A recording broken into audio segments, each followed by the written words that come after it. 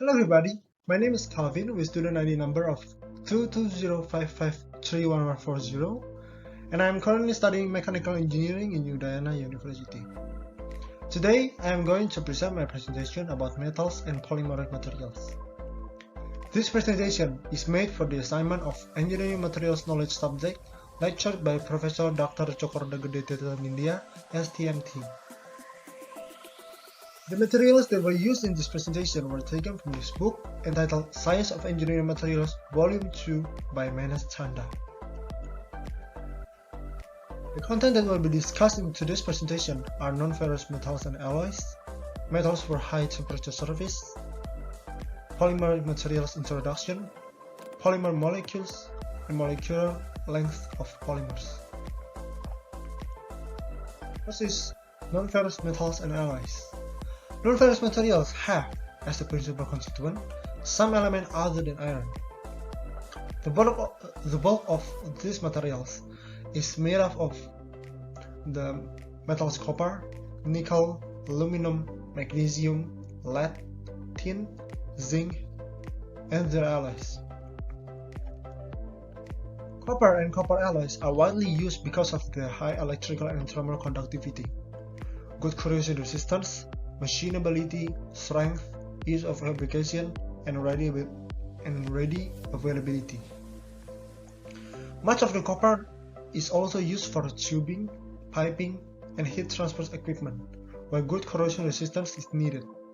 However, copper is not used in the food processing industries in contact with foods, since many copper compounds are injurious to health.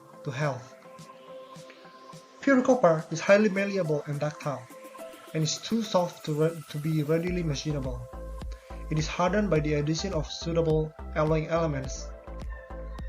The elements most frequently used are zinc, aluminum, tin, and silicon, all of which serve as solid solution hardeners in copper alloys. Zinc is by far the most important element, forming a series of important alloys with copper. In general, alloys of copper and zinc are known as brasses, while alloys of copper and elements other than zinc are known as bronze. Brasses contains between 5 to 45% zinc. The portion of the binary copper-zinc equilibrium diagram, which is applicable to these alloys, is shown in this figure on the right. Copper and zinc form a series of solid solutions known as alpha brasses, up to 37% zinc. They have the same FCC structure as copper and are therefore ductile and easily cold-worked. Brasses have exceptionally good machinability, so much so that the word brass has become almost synonymous with machinability. Alpha brasses range in color from red for high copper alloys until yellow as the zinc content is increased. The other type of copper alloys is, as we said, bronzes. Though the classical definition of bronze is that it is an alloy of copper and tin, the term bronze is now broadly used for any copper alloy, with or without tin. Tin bronzes usually contain between 1 and 11% tin. These are generally referred to as phosphor bronzes because phosphorus is always present as a deoxidizer in casting. Phosphor bronzes have higher strength and toughness than brasses and generally show better corrosion resistance.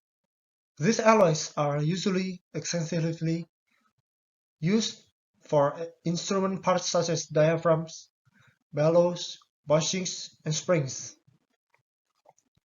Nickel is a very remarkable metal, which besides having good mechanical properties similar to those of steels, is characterized by superior corrosion resistance, retention of strength at elevated temperatures, and of ductility and toughness at low temperatures.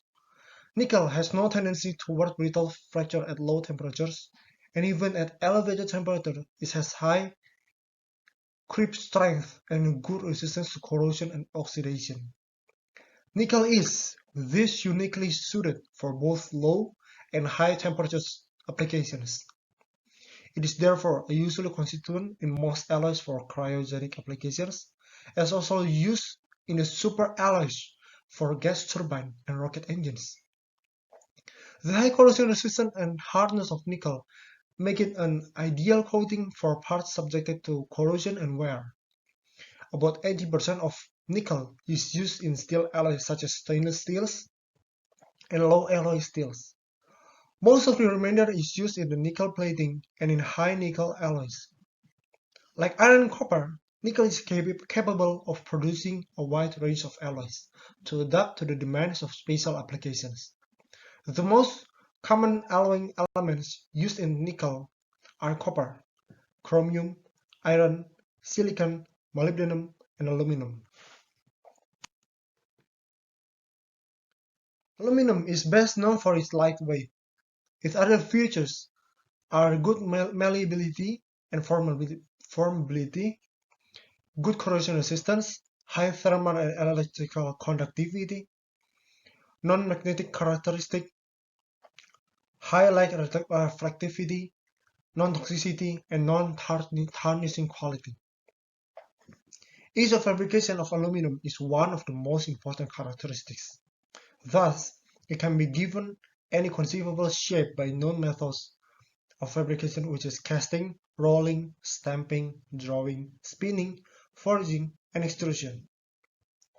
Although the electrical conductivity of high-purity aluminum is about only 62% that of copper, its advantage of lightweight makes it preferred electrical conductor in many applications.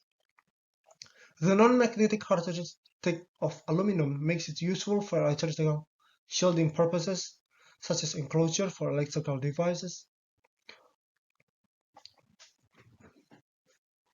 Although pure aluminum is a soft metal, substantial increase in strength can be obtained by cold working or alloying. Aluminum alloys have high strength-to-weight ratio, and for certain aluminum, the ratio is higher than that of high-strength steels. Aluminum alloys therefore find wide uses in aircraft, trains, trucks, ships, and space vehicles. Rightly, aluminum has been termed the transportation metal. Aluminum is used in photographic reflectors and also in insulation materials to take advantage of its high reflectivity for visible, and infrared radiation. Next, it's magnesium and magnesium alloys. For engineering applications, magnesium is usually alloyed with aluminum, zinc, and manganese. All these alloys are age-hardenable. Magnesium alloys are used where lightweight is a principal requirement, as in aircraft, rockets, space vehicles, portable power tools, etc. etc. The formation of oxide coating by anodizing is often used to improve the wear resistance of aluminum, magnesium, zinc, and their alloys. Anodizing. In anodizing, the base metal or alloy is used as the anode on which oxide layers are built up by electrolysis using a suitable electrolyte.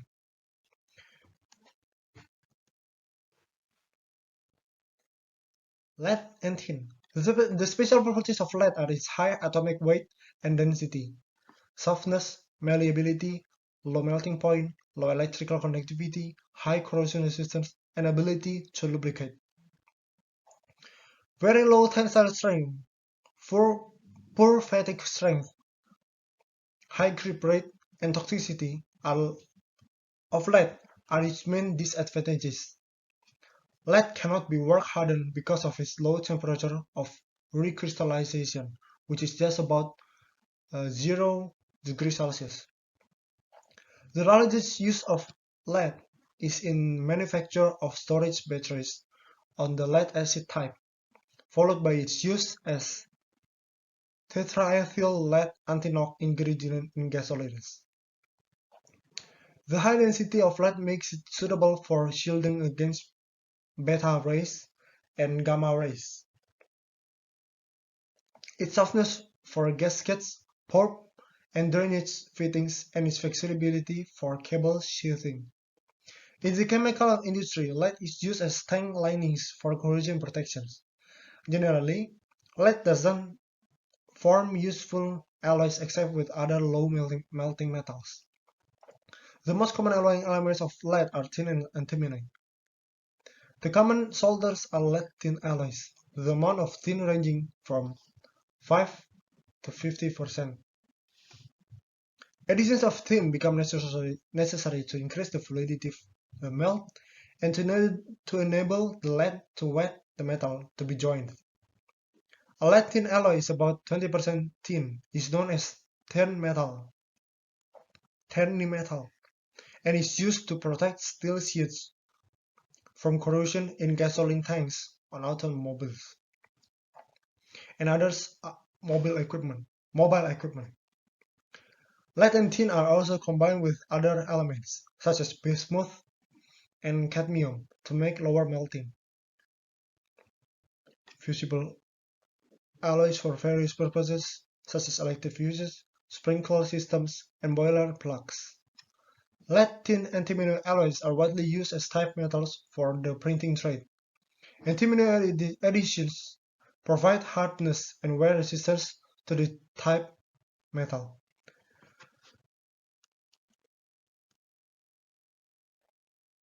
This is zinc. The main use of zinc is as a coating for steel to prevent corrosion. Since zinc is anodic with respect to iron, the zinc coating on steel acts as sacrificial anode in a corrosive atmosphere. Alloying with copper and is another major outlet for zinc. Alloying of zinc with aluminum, magnesium, and copper are used for die casting. The zinc die casting alloys can be cast to close dimensional limits, have good resistance to surface corrosion, and besides are relatively low in cost. They are used in automotive parts, padlocks, and building hardware.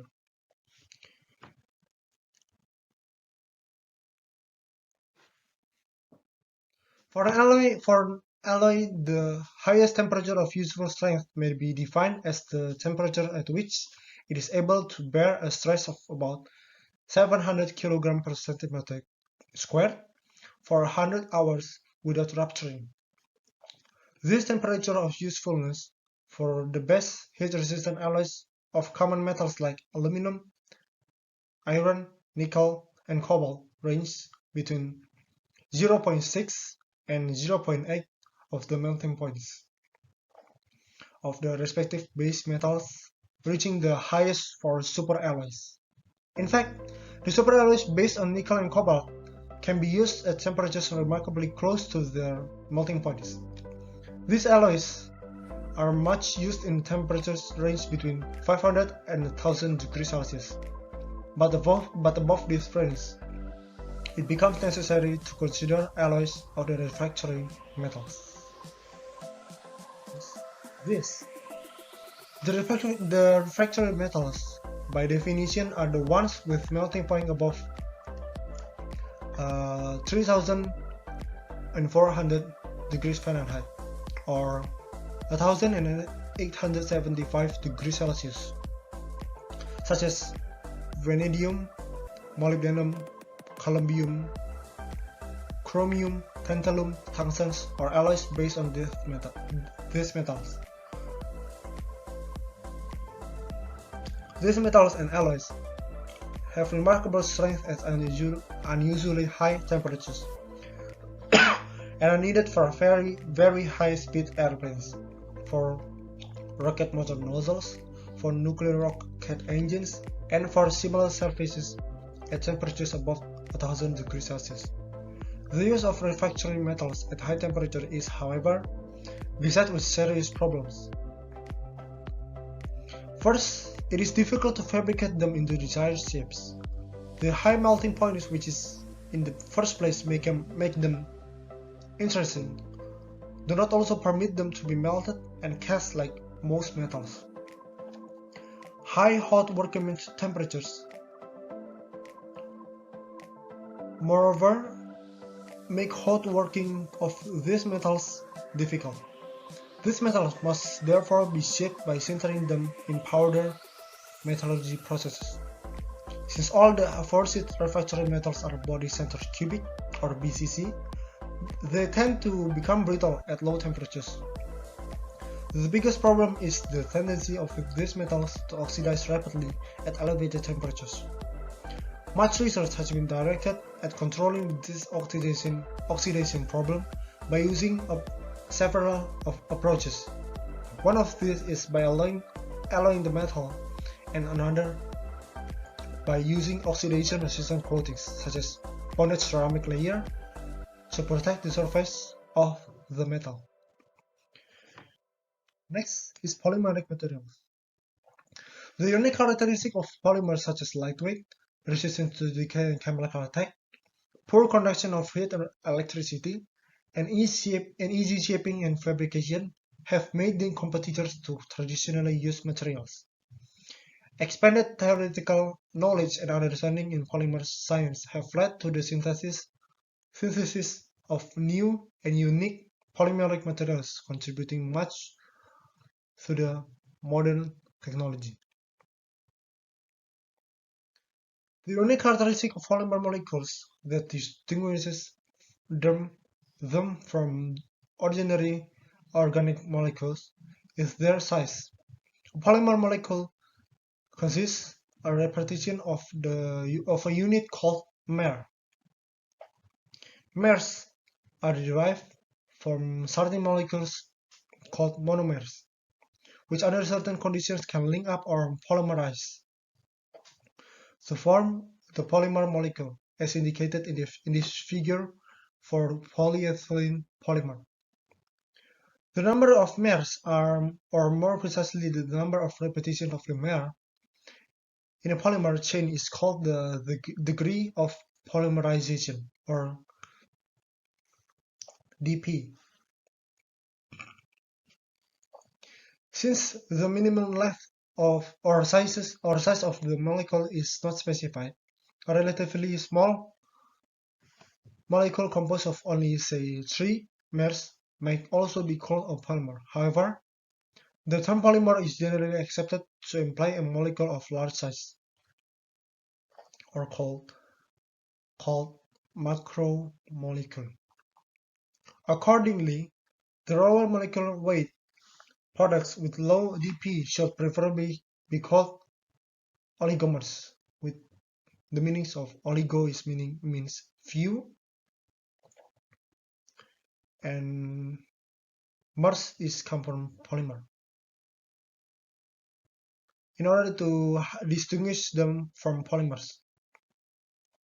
Often the term of high polymer is also used to emphasize that the polymer under consideration is of very high molecular weight.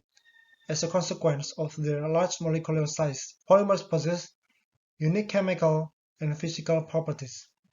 These properties begin to appear when the polymer chain is of sufficient length. An example, when the molecular weight exceeds a threshold value and become more prominent as the size of the molecule increases.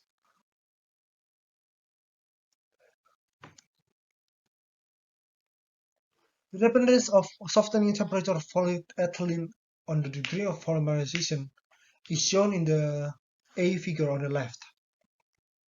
The increase of softening point with chain length in the higher molecular weight range is small.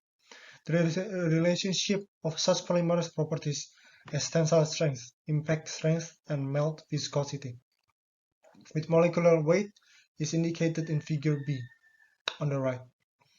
It is seen that the strength increases rapidly at first as the chain length increases and then levels off, while the melt viscosity continues to increase rapidly.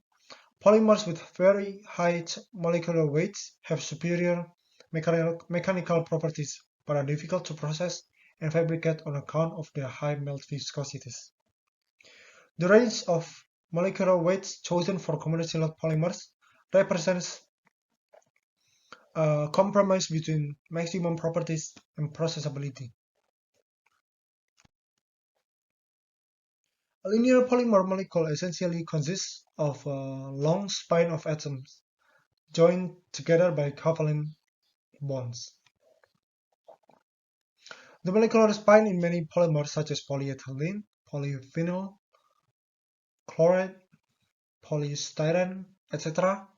consists of a row of carbon atoms which form a zigzag chain because of the carbon-carbon bond angle of 109.5 degrees. If straightened out, except for the bond angles, an individual polyethylene molecule with a dp of 1000 would have an extended length of 1000 times 2 times the bond length of carbon times sine of 109.5 over 2. Since the carbon bond is about 1.5 angstroms, then L is 2440 angstroms. This is then the maximum possible length for a molecule.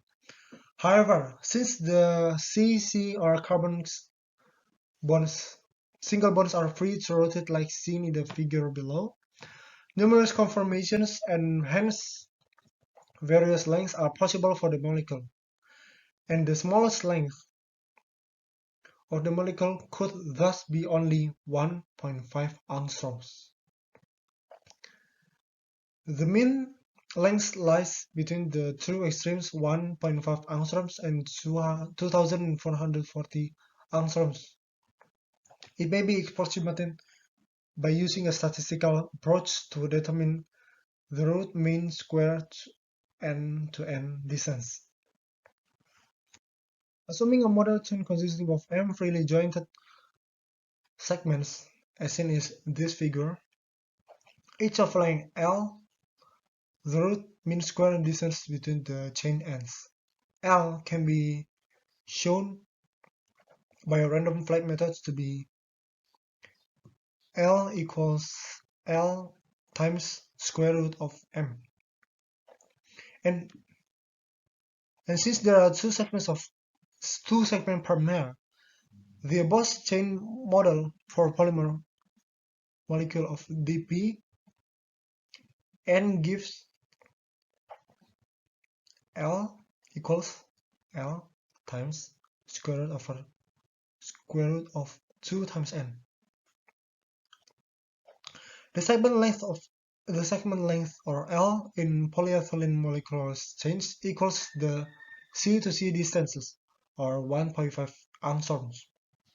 The mean length or average end-to-end distance of previously cited is 1000 mer polyethylene molecule is then only 67 angstroms.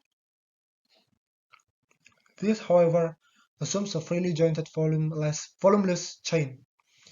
When corrections are made to provide for fixed bond angles and hinder rotations in the polymer chain and for excluded volume.